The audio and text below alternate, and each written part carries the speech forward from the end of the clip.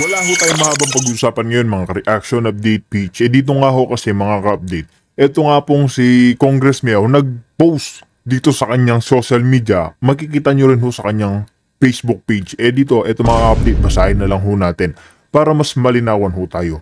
Congressman Barsaga received threats from Philippine Coast Guard official and supporters after speech on PCG corruption. Ayan na nga ho ba mga ka-update? Pati nga ang mga Philippine Coast Guard binabantaan o binibigyan ng tinatakot, ayan po para mas malinaw, tinatakot ho itong si Congress Miao ng mga PCG dahil nga ho sa paglilitaw ni Congress Miao o pagpapakita ng resibo na may corruption din dyan ho sa kanila.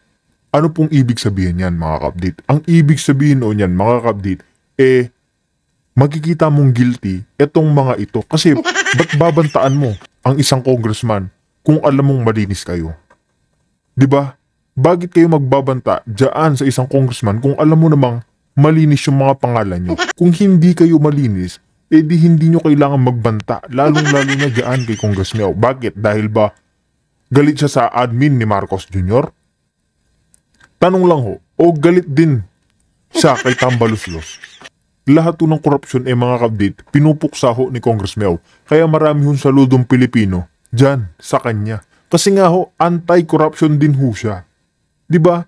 Tapos mga kabdit, pag-uusapan din ho natin itong si Pangulong Duterte. Lahat ho ng katiwalian ng gobyerno ngayon ni Marcos Jr., lahat ho ng pambabalahura sa ating bansa, parang isinisisi na ho sa kanya. Isa pa ito mga kabdit, itong Dolomite Beach, iimbestigahan daw ni Redon ng House of the Representatives. Isipin mo yan, nasaan ho tayo ngayon? Nasa Ghost Project, flood control, pero anong gustong imbestigahan nila? Yung Dolomite Beach dyan sa Maynila. Kay Pangulong Duterte talaga mga update, dyan po yung pinag-iinitan nila. Kaya mga update, rektahin na ho natin to. Kung bago lang ho kayo sa ating channel, isang like, isang share, isang subscribe lamang. Napakalaking tulong na ho niyan. Kaya mga update, diretsa na ho tayo. Target na idugtong at pasamain ang former President Rodrigo Duterte sa mga sumasambulat na anomalya hinggil po sa katiwalian at mga pandarambong at korupsyon dito sa administrasyon ni Marcos at Romualdez. The objective is very malicious.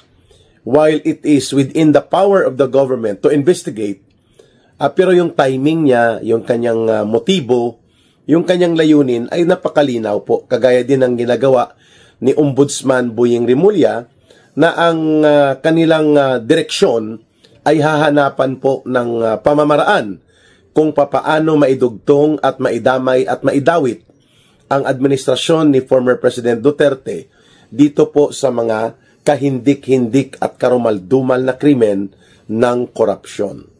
Samantala po, hindi at ayaw imbestigahan ng ICI at nila Secretary Vince Dizon ng DPWH na supposedly ito ang layunin kung bakit inalis noon si kulukoy na Secretary ng DPWH na si Manny Bunuan sapagkat nai-involve ito sa maraming anomalya at pinalaganap niya ang kaharian ng mga criminal cartel and crime syndicate sa loob ng DPWH. Subalit, malala pa rin ito pala si Vince Dizon sapagkat ito naman ang magkukumpleto ng proseso ng pagtatabon-tabon, ng pagtatakip hinggil po sa katotohanan kung papaano nagkaroon ng malawakan, malaganap at malalim at malubha na pag-operate ng korupsyon at pandarambong sa ilalim ng gobyernong Marcos.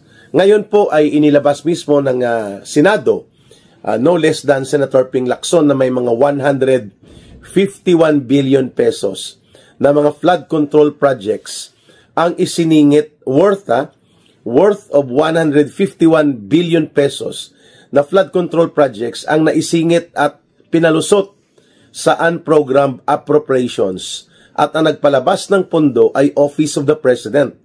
Yan po ang nakikita ngayon na pattern kung bakit ang unprogrammed appropriations ay napakalaki sapagkat mayroong unang taon yata ng budget cycle ni Marcos 700 billion pesos ang unprogrammed appropriations. Ang sumunod na taon mga 500 plus billion pesos.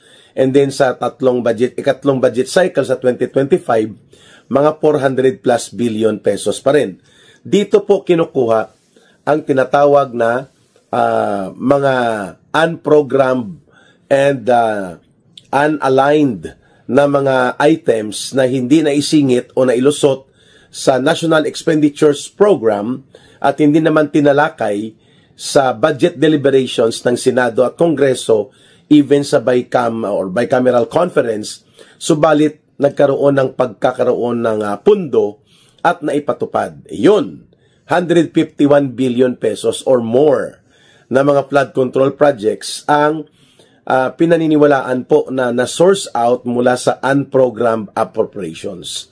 Pangalawa, hindi ito iniimbestigahan nila Secretary Vince Dizon at ng tinatawag na Independent Commission on Infrastructure, sapagkat mayroon pang lumalabas dito na mga 2.5 or 2.8 billion pesos po na flood control projects ang inilakad nitong Undersecretary Ulaybar na nakatalaga sa Department of Education. Wala siyang pakialam dapat sa flood control projects, pero inilakad ito kay Bunuan at pati po sa kay Yusek Bernardo. At pinayagan po na magkaroon ng 2.8 billion pesos na supposedly flood control projects, at ang nag-aarbor ay allegedly itinuro po si Executive Secretary Lucas Bersamin, who is the Executive Secretary of Marcos Jr. Hindi rin po ito iniimbestigahan. And this is a very clear and undeniable pattern of criminal connections hinggil po sa paggamit ng flood control projects upang makapagdambong ng pera. So, ang komisyon allegedly ay 340 million pesos. Ang SOP, ang tanong kung naipatupad o hindi, wala pong updates. And this amount ay nagre-reflect po doon sa binabanggit ni Undersecretary Bernardo sa kanyang affidavit na isinumiti po sa Senate Blue Ribbon Committee that there was an executive secretary na inilakad po ni Yusek Ulaybar na humingi ng flood control project. At ito po ay nagkakahalaga pala ng 2.8 billion pesos. Subalit, hindi rin po ito iniimbestigahan ng DPWH ngayon sa pamunuan ni Vince Dizon. Not even a mention of such kind of incident involving the executive secretary. Nawala namang iba pa po na executive secretary kasi maaga namang lumayas yun sa poder, si Vic Rodriguez, no? Mga 3 months lang yun naging executive secretary ni Ginoong Marcos. And this time, ang executive secretary ni Marcos from then on ay si Lucas Bersamin. So, nagpapatay mali siya itong si Lulo Lucas Bersamin as if wala siyang alam at wala siyang kinalaman hinggil po sa mga flood control projects. Yun pala, may tagalakad. At ito ay ang pagkatao na in-identify sa affidavit ng isang individual na nagngangalang Undersecretary Ulaybar. And true enough, ito po ay nakatalaga bilang aktibo pa na Undersecretary sa Department of Education. All of these revelations, hindi man lang ito binigyan ng halaga o binigyang pansin nila Marcos Jr. na dapat inutusan si Bersamin na mag-leave of absence at magkaroon ng pagsumiti ng kanyang sarili upang isailalim sa lifestyle check at ganon din po sa appropriate investigation sa ombudsman man o kaya dito sa investigative body na binuo ni Marcos. Hindi po lahat ito ginawa ni Marcos. So, isa lang po ang paliwanag dyan. Pinagtatakpan si Lucas Bersamin. Sapagkat kapag na-connect po at na-establish ang katotohanan that Lucas Bersamin is indeed involved sa ganitong uri ng transaksyon ng mga flood control projects, hindi po malayo na mangyayari that Lucas Bersamin will now connect the dot towards Marcos Jr. So napaka-elaborate po ng at napaka-well-pronounced ng organisasyon at pag-execute nitong pandarambong na ito, if even the executive secretary can have the gall and temerity, may pagkakapal ng mukha at walang pag-aalangan na gumawa ng ganitong lakaran ng pangungulimbat, that even to the point na pwedeng ito ay maibulgar at nabulgar nga ngayon na magko-connect sa Malacanang ay wala silang pakialam. Kaya ito ngayon ay ating isinisiwalat. Tatlong bagay po yun. Una, inuna pa ni Vince Dizon at ng ICI na i-include ang sinasabi nila mga Davao contractors at mga Davao projects ng infrastructure na naganap sa panahon ni Pangulong Duterte, lamang magkaroon ng pagdududa with all malice of intentions na idugtong ito sa pagkakaroon ng korupsyon at mga anomalya ng proyekto sa panahon ng dating presidente, Rodrigo Duterte. Kaya nga si Bongo ang tinarget kaagad sapagkat ang pamilya nito ay nasa construction business. At napakalapit niya kay Pangulong Duterte upang maging madali ang pagpapasabog ng malisyusong intriga na maidudugtong kay former President Duterte ang anumang mga kunwari resulta ng kanilang investigasyon. The pattern and the purpose are very clear. Make it appear na ang Pangulong Duterte at ang kanyang administrasyon was never clean after all.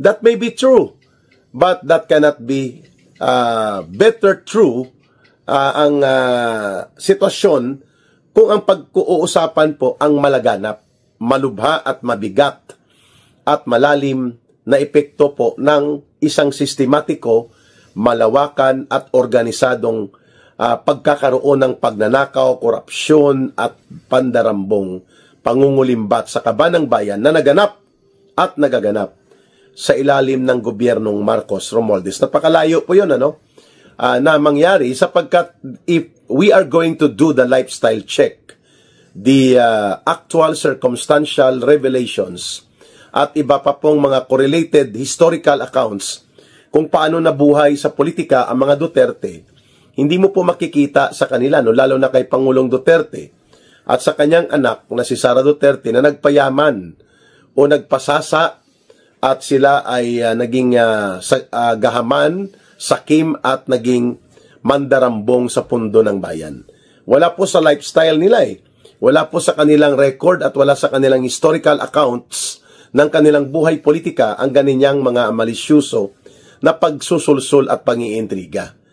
Nonetheless, binubulgar po natin itong hakbang na ito ni Marcos sa pamamagitan nitong ICI at ni Vince Dizon sapagkat ang nais nilang mangyari ay magiging chapsuy ang investigasyon. Damay-damay, halo-halo, at labo-labo. Kaya nga parang pansit kanto na niluluto mo, inahalo-halo mo. Kung kaya, kailangan nilang i-sustain ang teorya nila na ang mga Duterte ay involved sa pagnanakaw at pandarambong. Kaya, nararapat lamang na maimbestigahan sila by starting off sa kanilang mga tauhan like what they are doing right now against Senator Bongo. Pero sabi ko nga, ang taong bayan ay mahirap mo pong ipilit na yon ang ginawa ng mga Duterte. Sapagkat wala po sa kanilang historical record sa politika, sa kanilang personal track record at sa kanilang mga sirkumstansya at aktual na kalagayan ng buhay ang ganyang mga akusasyon. Pangalawa, pinuntuhan din po natin itong layunin na putulin ang katotohanan na mayroong 151 billion pesos na na-establish na mga unprogrammed flood control projects at pinunduhan mula sa unprogrammed appropriations. And these are clearly ghost or kung hindi man ghost, ay dinisenyo para nakawin at dambungin at durubuin ang pondo.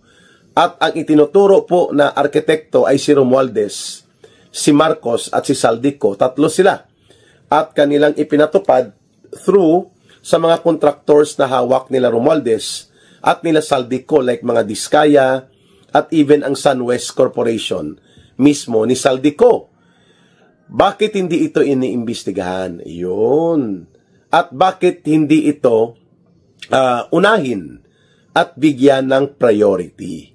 Ang pangatlo, ito pong sinasabi ko kanina, na 2.8 billion pesos of flood control projects na maanomalya, hindi siguradong ito ay naipatupad, subalit itinuro na mismo ni Undersecretary Bernardo ang involvement ni Executive Secretary Lucas Bersamin.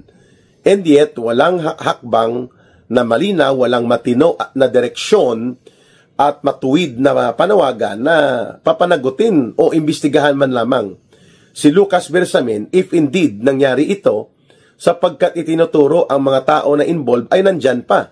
Like itong si Undersecretary Olayvar na nakatago at nakatalaga dyan sa Department of Education. No? Tao ito ni Sani Angara. At ano ang kinalaman ng DepEd, o Department of Education, sa flood control projects? Hindi nga nila maipatupad, mga kababayan, itong usapin ng 142,000 shortage sa classrooms. At sa targeted classroom nila, na 1,470, only 22 classrooms ang naipatayo nila sa loob ng isang taon. Tapos mangingialam sila, itong si Yusik Olayvar na ito, tungkol sa flood control projects, kung hindi ito ang layunin nila ay dambungin at durubuhin at kulimbatin ang pondo. At ang ginamit na pangalan, Lucas Bersamin. At ito ay Executive Secretary ni Marcos, the highest among cabinet officials niya, even tinatawag ito na Little President. Kung hindi totoo ito, bakit hindi pinaimbestigahan ng Office of the President through the Executive Secretary itong si Yusik Olayvar? Todo dinaya lang si Bersamin, pero wala pong konkretong hakbang na may investigasyong gawin upang may mananagot, no? Sapagkat hindi naman mag-execute ng sinumpaang salaysay itong si Yusik Bernardo ng DPWH kung hindi ito may bahid ng realidad na naganap o may hibla at laman ng katotohanan. Sapagkat ang itinuturo dito ay Executive Secretary, no? Office of the President. And we're talking about 2.8 billion pesos. At sabi nila, ang na-deliver na SOP o kaltas at kutong ay mga 340 million pesos. Kung naipatupad o hindi, ang 2.8 billion pesos na ito, minus kutong na 340 million pesos, anong nangyari sa mga 2.4 billion pesos kung nakutungan na ito? Ayun. Walang makakasagot nito kundi si Vince Dizon, ang ICI, si Bersamin, at si Olayvar. Sapagkat sila po ang itinuturo ngayon ni Yusik Bernardo na talagang nagtaguyod ng kampanya na makapaglabi si Bersamin ng mga proyekto kung saan may SOP na only a minimum of 25%, even up to 30% ang kinakaltas bilang katay at kotong. Tinatawag nilang SOP, Standard Operating Procedure daw yan. Ayan. So, ang punto de vista ngayon sa ating video talakayan ay nagiging mas malinaw na patungo sa pagiging pagluluto ng isang chapsuy at pansit canton na uri ng investigasyon ang ginagawa ng ICI. And this guy, Vince Dizon, too good to be true, na maging isang crusader para linisin ang DPWH sa kalat at basura na binuo ng gobyerno ni Marcos at nila Romualdez at ng mga aliporis nilang sindikato, sapagkat nananatili po ang sindikato sa loob ng DPWH. At yan ay malinaw na nagaganap ngayon sa ilalim po nito ng pamumuno pa rin ni Vince Dizon.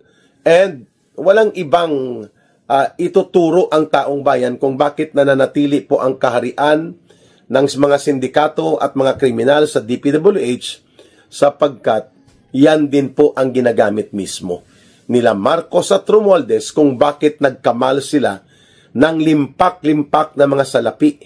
At ngayon ay gusto nilang ipalabas na wala kaming kasalanan, hindi kaming gumawa niyan. Doon yan sa previous government. Naglilinis lang tayo ng bakura natin at tayo po ay tumutulong na mapatigil na ang korupsyon. Samantala ang pinakamalubha, pinakamalawak, pinakamalalim at pinakamatindi na parang hinayupak sa balat ng lupa na uri ng pagnanakaw at korupsyon ay naganap sa tatlong budget cycle ni Marcos. Budget 2023, Budget 2024, and Budget 2025. 3 years. At taon-taon po, hindi bababa ang flood control projects na ninanakaw between 300 to 400 billion pesos. Kaya umabot po sa kulang-kulang o baka mahigit pa 1 trillion pesos in 3 years na budget na ipinatupad ni Marcos ang ninakaw, dinurubo, kinulimbat at kinurakot na flood control projects.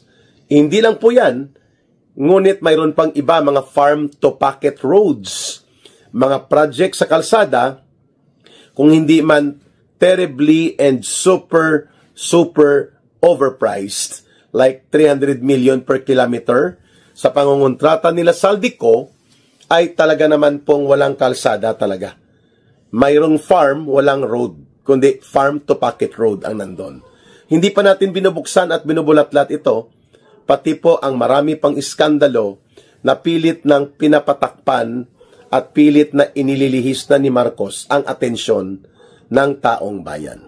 So, abangan po ninyo ang ating mga video uploads at video analysis in the next 2 days sapagkat magsusumikap po si Ka Eric na makapagbigay ng mga updated na mga video analysis habang tayo po ay nagkakaroon ng traditional na kultural na o traditional na pangkultura at pang-Pilipino na pag-obserba ng tinatawag na Halloween break o yung undas.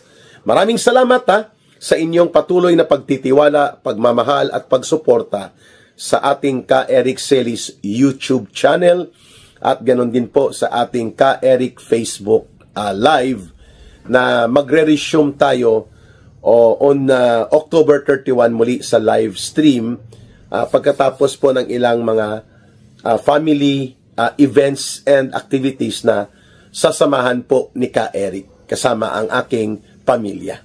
Maraming salamat muli. Mahalin natin ang bansang Pilipinas. Walang ibang magmamahal nito kundi tayo ring mga Pilipino. Para sa Diyos at sa Pilipinas nating mahal, mabuhay ang sambayan ng Pilipino, mabuhay ang bawat isa. God bless everyone and may Allah will be with those who are Muslim brothers and sisters. Mahalin po natin palagi ang ating bansang ito at tayo po ay manindigan sa tama. Bye for now and